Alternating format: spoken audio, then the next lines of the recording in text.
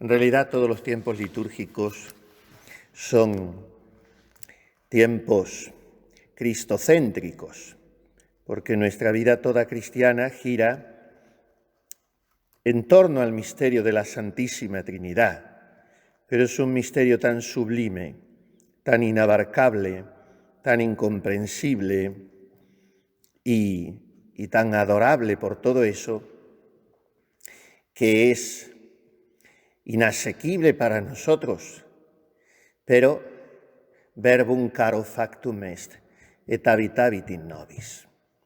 Y desde entonces, cuando vino la plenitud de los tiempos, y naciendo de una mujer y bajo la ley, el Verbo se hizo carne y habitó entre nosotros, podemos ver a Dios, tocar a Dios, hablar con Dios y comulgar a Dios y sentirnos abrazados por Dios.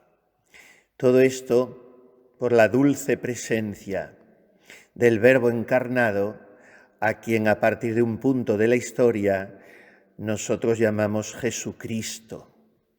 Jesús, el Mesías de Dios, el ungido, el Cristo, el Hijo de Dios vivo. Y por eso el Adviento es el tiempo de Jesucristo, porque esperamos su venida con María y José. Y la Navidad es el tiempo de Jesucristo, porque con María y José y con los pastores y los ángeles y los magos adoramos al Verbo hecho carne en un pesebre, a ese Verbo que se llama Jesucristo. Y la Pascua es en buena medida el tiempo del Espíritu Santo, porque es para suplicar a la tercera persona de la Santísima Trinidad que venga con sus dones, pero la Pascua es el tiempo de Jesucristo, porque estamos gozando de la alegría de su resurrección.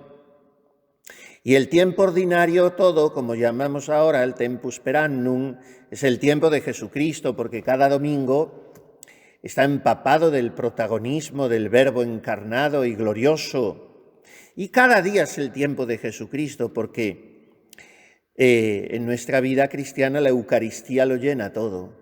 Y el centro de nuestra jornada es la Santa Misa, y el imán de nuestros pensamientos y miradas y deseos y suspiros es el sagrario. Pero en fin, la presencia eucarística es el perfume de nuestra vida consagrada y el sentido de nuestra vida cristiana, de nuestra existencia toda. Pero hay un tiempo donde, si cabe, el protagonismo de Jesucristo debe ser más central, en el sentido de que todo lo demás falta. Todo lo demás es desierto, es retiro, es despojo, es renunciamiento, es negación y es lucha contra el demonio. Y ese tiempo es la Cuaresma, en la cual cada día empezamos nuestra oración al comenzar los maitines diciendo: Christum pro nobis tentatum et passum, venite, adoremus. Venid y adoremos a Cristo el Señor, que por nosotros fue tentado y por nosotros murió y padeció. Y esto es un misterio muy profundo del que creo que no somos conscientes, al menos yo, cada vez que lo pronunciamos. Que yo me acerco a adorar cuando me levanto por la mañana y lo primero que hago es orar.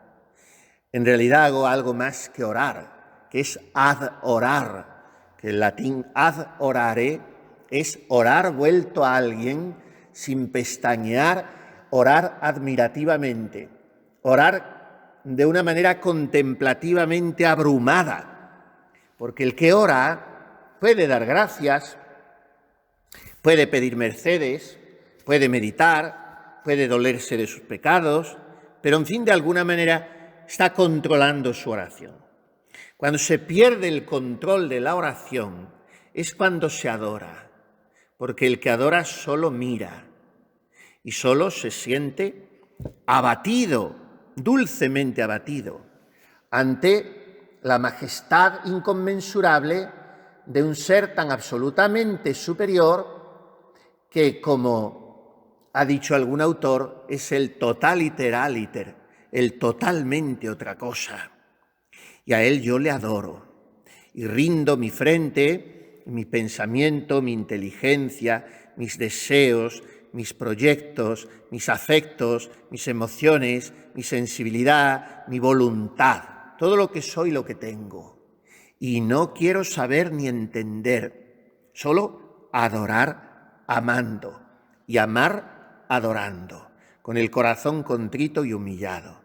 Pues eso es lo que me invita a hacer la liturgia cada día.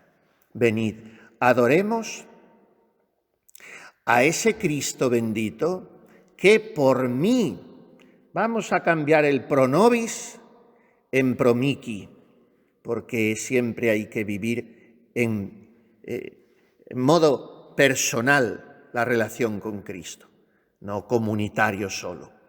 Por mí fue tentado. Es mañana cuando lo meditaremos. Primera dominica de Cuaresma, domingo de las tentaciones del Señor. El santo de los santos, impecable e impecante, se dice en teología. O sea, impecable que jamás tuvo pecado, impecante que jamás podría haberlo tenido. Mas ¿por qué se ha de alabar el autor de la limpieza? Dice otro himno referente al bautismo del Señor. Pues el autor de la limpieza quiere sentir sobre sí el peso repugnante de todas las tentaciones, como sobre sí sentirá el repugnante peso de todos los pecados de la humanidad en Getsemaní. Pues a ese monte de la cuarentena subo yo con Cristo el Señor, que por nosotros, por mí, fue tentado y padeció y murió.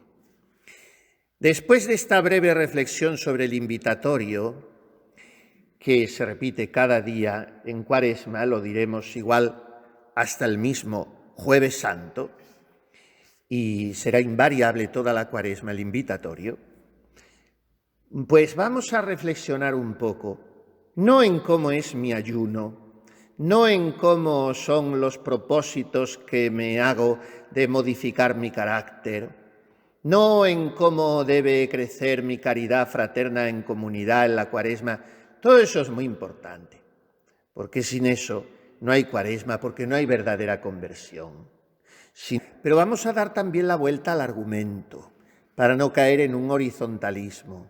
Si no hago oración como debo, brotan todas las otras actitudes y virtudes. En este sentido, es bien preguntarse al inicio de la Santa Cuaresma, en relación con Jesucristo. ¿Hasta qué punto no ha conseguido empañarla un poco ese demoniejo de la rutina? ¿Hasta qué punto no ha conseguido desilusionarla el fantasma del cansancio, del atolondramiento, de la pérdida de estupor? San Juan Pablo II nos habló en su encíclica última sobre la Eucaristía del estupor eucarístico. Jesucristo tiene que sorprenderme siempre y tiene que recrearme y rejuvenecerme y encandilarme y enamorarme siempre. Y tengo que redescubrirlo siempre. Y a eso viene la Santa Cuaresma. Y para examinar esto al inicio de esta Cuaresma, vamos a ayudarnos, como no puede ser de otra manera, en esta su casa, con la Santa Madre. Miren, saben bien que el libro de la vida tiene 3 partes muy bien definidas. La primera es hasta el capítulo 9 inclusive, que es propiamente una narración biográfica. Y del 10 en adelante es un tratado de oración según las 4 maneras de regar el huerto, hasta el 32, me parece, no me vuelve a retomar la narración biográfica para contar los inicios de la Reforma en San José de Ávila. Esto lo añadió después, naturalmente, la primera redacción que hizo en casa de doña Luisa de la Cerda en Toledo, en aquel ya segunda mitad del año, o mejor dicho, primera mitad del año 1562, pues esa redacción se perdió y ella la había interrumpido ahí en los capítulos 30 y poco. Bueno, ella lo que hace es explicar en un grado todavía muy inferior al que alcanzará cuando escriba las Moradas 15 años más tarde, donde ya ha alcanzado el matrimonio espiritual y entonces se supera a sí misma. En la vida muchas cosas de las sextas moradas no aparecen y sobre todo de las séptimas. Pero con esa donosura suya incomparable, con los 4 grados las 4 maneras de regar un huerto, explica los 4 grados de oración. En el capítulo 22 interrumpe un poco la narración, la explicación de esos grados de oración para levantar un monumento de literatura espiritual, un cántico el más precioso de toda la historia de la espiritualidad, a la humanidad sacratísima de Cristo. Y para alzarse ella sola, frente a todos los letrados y teólogos de su tiempo, y defender que se esté donde se esté, en el nivel que sea de la vida espiritual, mientras somos humanos, hemos de traerle humano a Él y no renunciar a lo corpóreo, entendiendo de tal manera esa renuncia que en ella incluyamos la humanidad de Cristo. Porque esto es un disparate. Y esto lo explica paladinamente, como decimos, en el capítulo 22. En el 23 torna a tratar del discurso de su vida.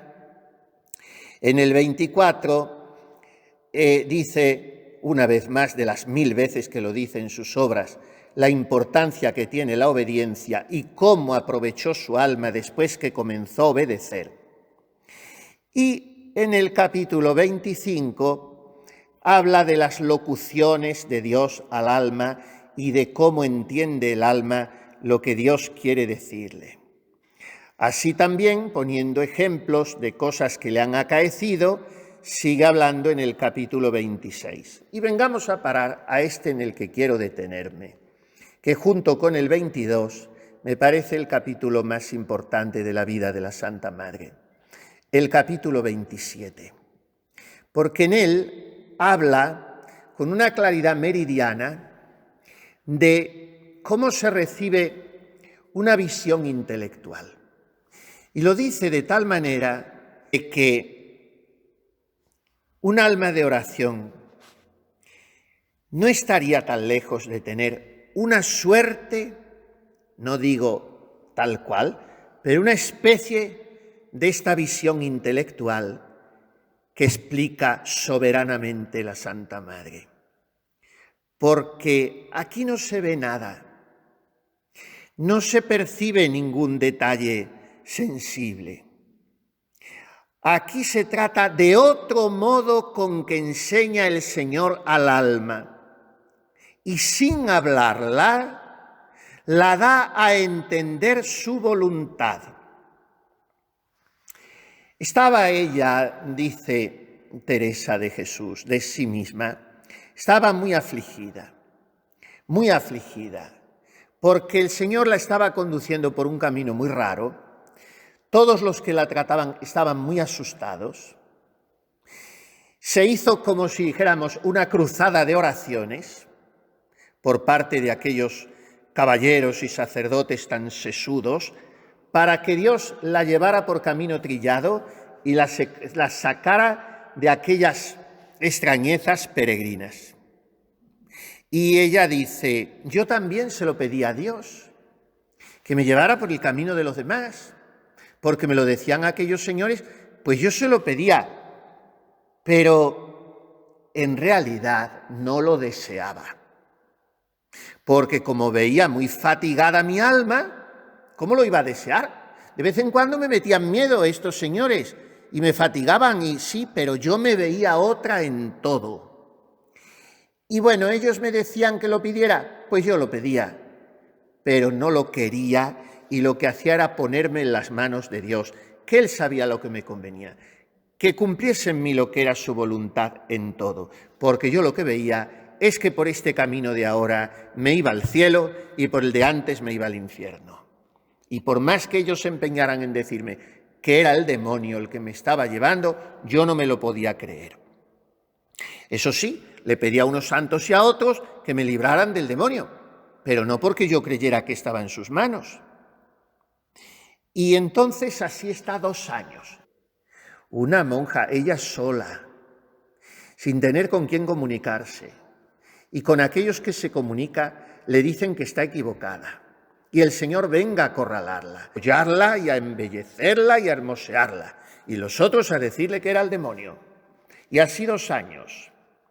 Y al cabo de 2 años, dice, como siempre tan graciosamente, andaba yo con toda esta oración mía y ellos con toda la suya, para que Dios me librase de este camino.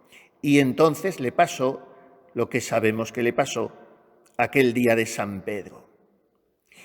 Vi cabe mí, o sentí, por mejor decir, que con los ojos del cuerpo ni del alma no vi nada, mas parecíame estaba junto cabe mí Cristo, y veía ser Él el que me hablaba, a mi parecer. Yo, como estaba ignorantísima de que podía haber semejante visión, dióme gran temor al principio, y no hacía sino llorar, aunque en diciéndome una palabra sola de asegurarme, quedaba como solía, quieta y con regalo y sin ningún temor. ¿Y qué era lo que veía? ¿Qué era lo que sentía? ¿Qué era lo que experimentaba sin ver nada, ni oír nada? Parecíame andar siempre a mi lado Jesucristo. Y como no era visión imaginaria, no veía en qué forma, mas estar siempre al lado derecho, sentíalo muy claro, y que era testigo de todo lo que yo hacía, y que ninguna vez que me recogiese un poco o no estuviese muy divertida, podía ignorar que estaba cabe mí. Creo que aquí está el corazón de la Cuaresma, y esto es lo que tendríamos que vivir en este santo tiempo. Parecíame andar siempre a mi lado Jesucristo. Yo no sé cómo, pero siempre al lado derecho Él, y lo sentía muy claro, y que era testigo de todo lo que yo hacía. Si viviéramos así, nuestra vida no trasminaría otra cosa que santidad, aroma de evangelio, pureza de costumbres, suavidad en las palabras, mansedumbre en los gestos, responsabilidad en mi oficio, caridad con mis hermanas, búsqueda del último lugar, amor a los trabajos más humillantes. Y todas esas virtudes domésticas que tienen fragancia de Nazaret y de Calvario. Porque si Jesucristo está a mi lado derecho siempre, si me ve siempre, me espera siempre, es testigo de todo lo que hago.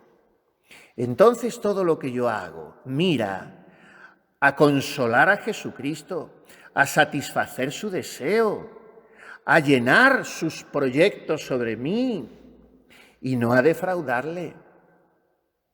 Mis exámenes de conciencia pueden discurrir por muchos vericuetos. Guardo los mandamientos, vivo las virtudes teologales, lucho contra los pecados capitales, mortifico mis pasiones. Bien, son métodos todos muy legítimos y muy provechosos, pero nuestro examen de conciencia tendría que centrarse aquí. Siento día y noche, un año y otro, aunque no lo sienta, aunque no lo vea, pero sé que Jesucristo está a mi lado derecho, que es testigo de cuanto yo hago, o que vive en mi corazón. En fin, cada alma tiene un camino y lo puede vivenciar de una manera. Pero siento esa presencia invasiva, abrasadora de amor y transformante de Jesucristo, y que a Él no le es indiferente nada de lo que hago o dejo de hacer, o digo o dejo de decir. Lo siento así. Eso va cambiando mi vida. Porque mi vida no es la mera ejecución de una serie de prácticas o practiquillas. Eso es lo fácil, más o menos, porque a todo se puede acostumbrar uno. Eso es lo exterior y eso es un andamiaje, un armazón que me ayuda a vivir lo otro. Pero lo importante es esto, porque esto es encielarme ya en esta tierra y esto es empezar el paraíso ya, sentir a Jesucristo, vivir con Él a mi lado derecho. Y después sigue diciendo la Santa Madre que cómo se puede afirmar que se le siente allí, que se le sabe allí, si acabo de decir que con los ojos del cuerpo no lo veo, ni con los del alma tampoco, porque no es visión imaginaria. Entonces, ¿cómo entiendo y me afirmo con más claridad que está cabe mí, que si lo viese? Y da la explicación. Porque parecer que es como una persona que está a oscuras, que no ve a otra que está cabe ella, o si es ciega, no va bien. Alguna semejanza tiene, mas no mucha, porque siente con los sentidos, o la oye hablar o menear o la toca. Acá no hay nada de esto, ni se ve oscuridad, sino que se representa por una noticia al alma más clara que el sol. Esto es una noticia. Una noticia.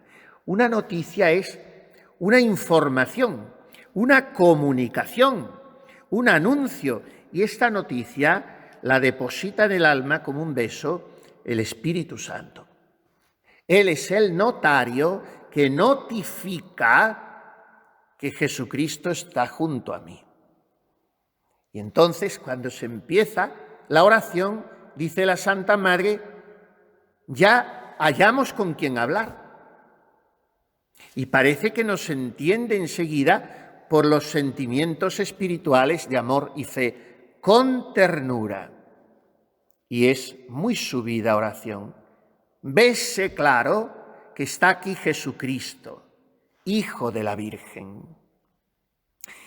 ¿Quién le dijo que era Jesucristo?, le pregunta el confesor.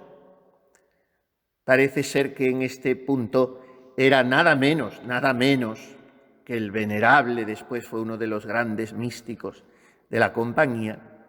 Parece ser que este confesor era el venerable padre Baltasar Álvarez. ¿Y quién le dijo que era Jesucristo?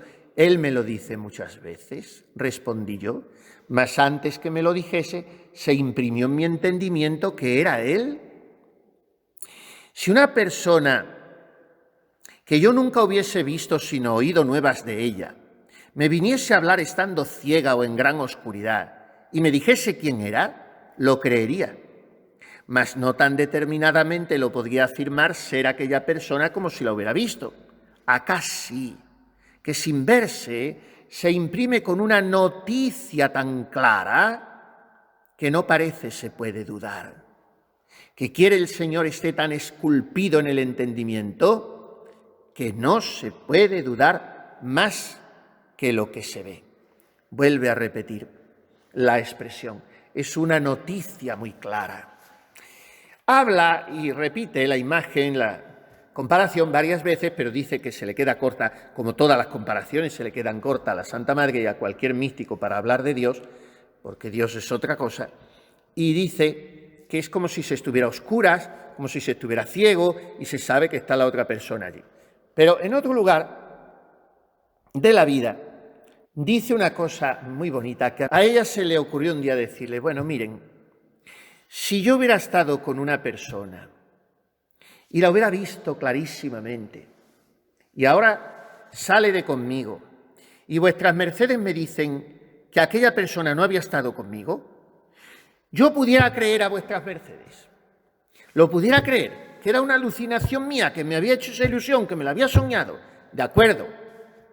Pero si esa persona ha dejado mis manos llenas de joyas y yo las tenía vacías, y él se va y yo quedo rica, ¿cómo yo voy a poder negar que esa persona ha estado conmigo? Esto es lo que me pasa con Jesucristo. Él ha cambiado mi alma y yo me veo otra. Bueno, pues este es el efecto. No que tengamos una ilusión subjetiva de que Jesucristo está a mi lado y entonces yo me regalo con Él y Dios y mi alma. Cuidado con eso. Esto se traduce en virtudes.